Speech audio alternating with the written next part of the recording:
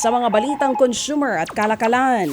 Posibleng lumagpas na naman ang inflation sa target ng gobyerno ngayong Marso. Tinataya kasi ng Bangko Sentral na maitala sa 3.4 hanggang 4.2% ang pinakahuling inflation. Sakaling maitala ang pinakamataas na forecast, lagpas na ito ng 2 hanggang 4% target ng gobyerno. Dahil po yan sa mas mahal na bigas at karne. Posible rin daw itong matulak ng mataas na singil sa langis at kuryente.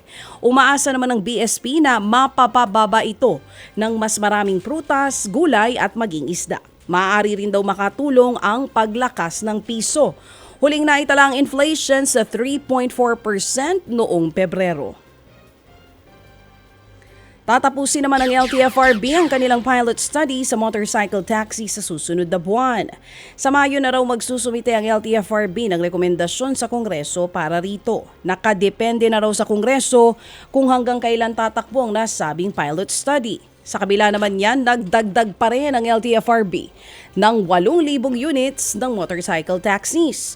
Paghahati-hatian yan ng Grab, Para Express Maxim at Ding Dong. Dadagdag sila sa 51,000 units na bumabiyahe na ngayon sa Metro Manila.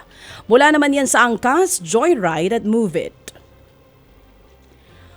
Lumobo naman ang budget deficit ng Pilipinas noong Pebrero. Nakapagtala ang Treasury Bureau ng deficit na 164 na bilyong piso.